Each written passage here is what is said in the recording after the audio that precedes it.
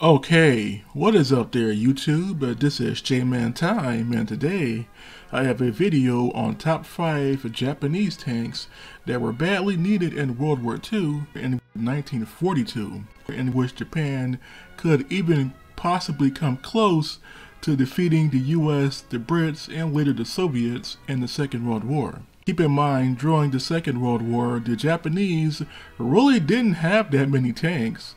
Throughout the course of 1939 to 1945, the Japanese only produced about 10 to 15,000 tanks and tank-like armored fighting vehicles at any given point during the war. This was largely due to the fact that the Japanese reallocated most of their steel to ship and aircraft production during the war, as the Japanese Navy and Air Force were seen as more important than the Japanese Army.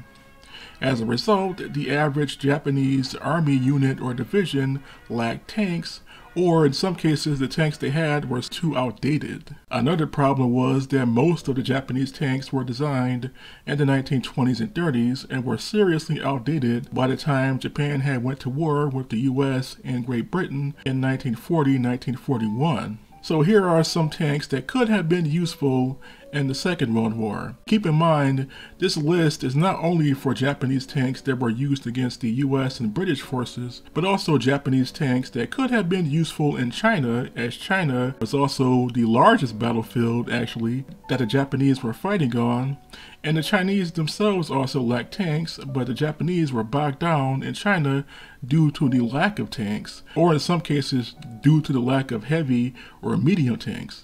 And the first tank on the list is the Type 95 model 1932, also known as the Type 95 Heavy. And this was actually an experimental super heavy multi-turreted tank that was developed by the Japanese between 1931 and 1934. It was actually an upgrade to two other heavy tank projects known as the Type 87 and Type 91, which were two other heavy prototypes that were developed in the mid to late 1920s. This vehicle was armed with one 70mm Type 94 short gun, or short medium gun, and one Type 94 37mm anti-tank gun. Its armor thickness was between 12 and 35 millimeters, and it had a speed of 22 kilometers per hour, or 13.7 miles per hour. And it had a crew of 5. Now, the Type 95 Heavy wouldn't have been all that useful against the Americans and the British, but it would have been useful in China. Keep in mind,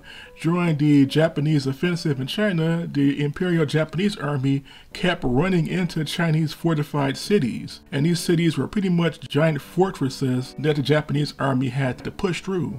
During the battles between the Imperial Japanese Army and the Chinese forces, the Japanese were largely using light tanks and tank kits, and these tanks were easily taken out with Molotov cocktails and even machine gun fire, as they lacked armor protection.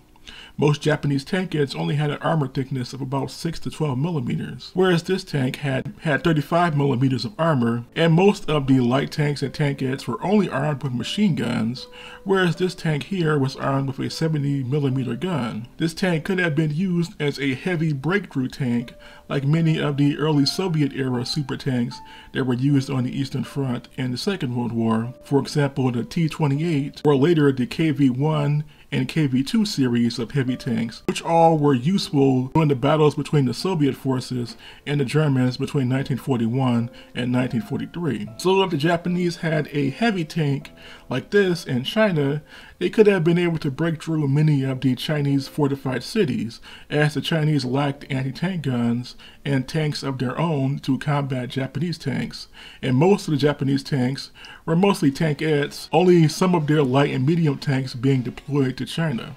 So the Type 95 model 1932 would have been a good heavy tank, at least on the Chinese front line, if it had been produced in any large numbers. The next tank on the list is a medium tank, and this was a tank that was actually needed in 1941, and that is the Type 1 Chihi. The Chihi was a medium tank that was developed between 1940 and 1941, and it was actually based on the earlier Type 97 Chihi. It was pretty much an upgraded Type 97 in terms of its concept, as the Type 97 lacked armor protection. the armor thickness of the Type 97 was only about 20 to 25 millimeters, whereas the armor thickness on this tank, the Type 1 Chihi, was between 50 and 75 millimeters on some versions. The speed of this vehicle was 44 kilometers per hour or 27 miles per hour, making it 2 to 3 miles faster than the Type 97, and it had a crew of 4 or 5.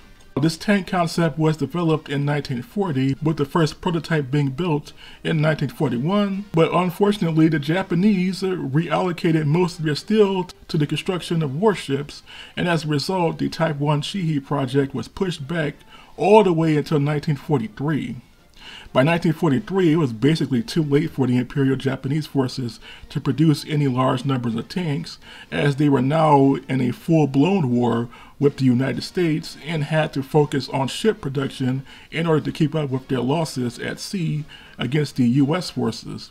The Type 1 Chihi was a good enough medium tank. Its 47mm gun was strong enough to penetrate the armor of the M4 Sherman and, of course, the smaller tanks like the M3 and M5 Stewarts. So against the U.S. forces, at least in 1942-1943, this vehicle would have been useful up until the production of the later model Shermans, which had much thicker armor than the earlier model Shermans. The next tank on the list is the Type 100 OI, and this was actually a Japanese super heavy tank prototype that was built between 1939 and 1940. This here would have been the Tiger tank of the Imperial Japanese forces, or at least the KV-2 in terms of its concept and design. And this was a heavy breakthrough tank similar to the super heavy tanks seen in the Soviet Army. The main armament of this weapon was one 104.9mm main gun, or 105mm gun. Its armor thickness was between 35 and 200 millimeters. It had a speed of 25 kilometers per hour, or only 15.5 miles per hour, and it had a crew of between 5 and 6.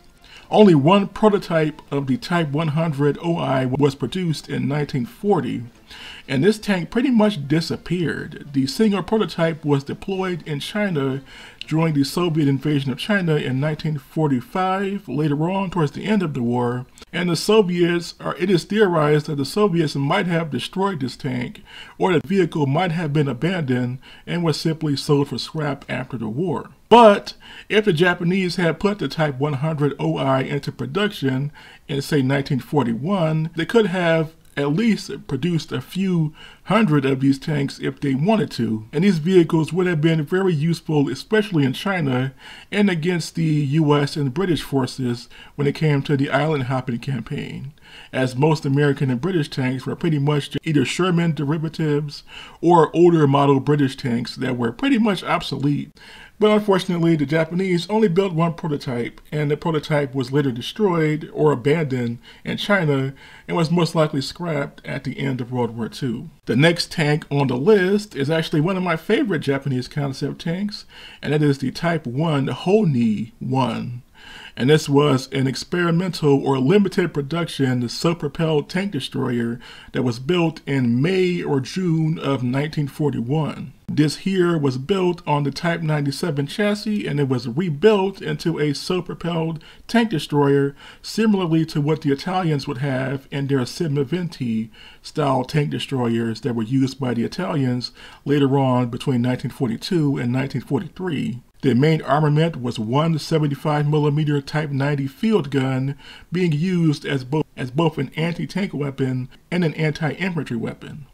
The armor thickness was only 12 to 25 millimeters, but the vehicle really didn't need that much armor. It was a conversion vehicle, so the Japanese could have converted many other medium tanks into this Type 1 Honsencha One configuration. The speed of the vehicle was 38 kilometers per hour or 24 miles per hour, and it had a crew of 5.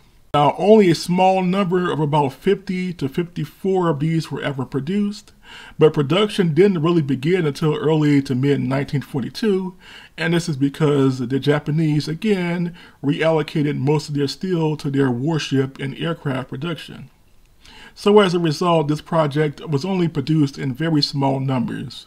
And most of these were retained to the Japanese home islands, never really being deployed outside of the Japanese home islands throughout World War II. So the Type 1 Honsencha One was pretty much a wasted concept, a very good concept for what the Japanese needed, a tank destroyer that was capable of destroying pretty much any of the American, British, or Chinese medium tanks.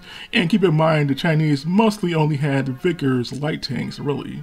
And they didn't really have any medium tanks like the American or the British had during the war. The Type 1 Honsencha would have been useful against the Soviet T-34s during the Soviet invasion of Manchuria in 1945.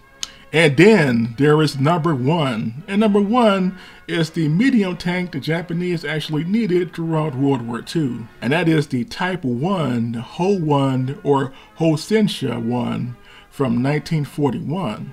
There were actually two versions of this tank, the Type 1 and the Type 2 Honsencha One. And this was a medium support tank project that actually started in 1937. But the project expanded all the way until 1941, 1942, and the first version of this was known as the Type 1, and the Type 1 was literally just a rebuild of the Type 97 Chihi into an infantry support tank. The first version of this tank was fitted with a modified version of the German Krupp Model 1908 gun, which was known in Japan as the Type 41 Rentai gun. This Rentai gun was redesigned into what they would call the Type 99 support gun, and it fired a 75mm round and was capable of penetrating the armor of a Sherman at 500 to 800 yards. The first version of this vehicle had an armor thickness of 12 to 50 millimeters and had a speed of 44 kilometers per hour or 27 miles per hour and had a crew of 5. Now, the first version of this tank was actually tested before the attack on Pearl Harbor in the middle of 1941. And the first version of this tank really wasn't all that perfected, but it was good enough. Later on, the Japanese would build a second prototype known as the Type 2 Honsencha or WWII tank. The second version had a slightly more powerful 75mm Type 99 main gun and was capable of punching through the armor of a Sherman tank at 800 yards. It had a slightly increased armor thickness of between 25 and 50 millimeters, but had the same speed and crew capacity. Both of these tank prototypes were put on hold all the way until 1944, pretty much. It took the Japanese until 1944 to produce just 31 of these tanks in total. And all of these tanks were retained to the Japanese home islands and were never used in combat against the US forces. So the Type 1 WWII Honsencha One was pretty much the tank that the Japanese were looking for at the start of the war between the US, Britain, and Japan. The Japanese didn't really have a tank that could really defeat the armor of the M4 Sherman and some of the later British tanks that were used in the Pacific theater, and especially the Soviet tanks that were used in 1945, like the T-34 or the KV-1 or any of the self-propelled guns. And this is largely because most of the Japanese tanks were just Type 95 Hagos and Type 97 Chihis, which only had a 37 and 47mm gun. The Chihi could penetrate the armor of the Sherman from the side and back, but that was pretty much it. And most of these engagements between the Japanese and American and British and Soviet tank crews happened at very close ranges. So at close range, the Type 97 was basically toast, and especially all of the other Japanese tank concepts, tanks that were being used, like the Type 95, and the older tanks that were using much smaller guns, or had no main gun at all, and were only armed with machine guns. But the Type 1 and its upgraded version, the Type 2, would have been very useful, at least at ranges of up to 800 yards. But the Japanese never took the Type 1 and Type 2 too seriously, as they were focusing more on their Air Force and Navy, and as a result, these projects never made it past the prototype stage, and only 31 experimental vehicles were ever built, and that's basically it. These were the 5 Japanese tanks that could have been useful and were actually badly needed in World War II before the year 1942, or at least by the year 1942. So which of these tanks were your favorite? My favorite is obviously the Type 1, the WWII one, as that was pretty much a tank destroyer, which is pretty much the point of this list. So what do you all think of these vehicles? Please tell me in the comment section below. And until next time, this was J-Man Time, signing off.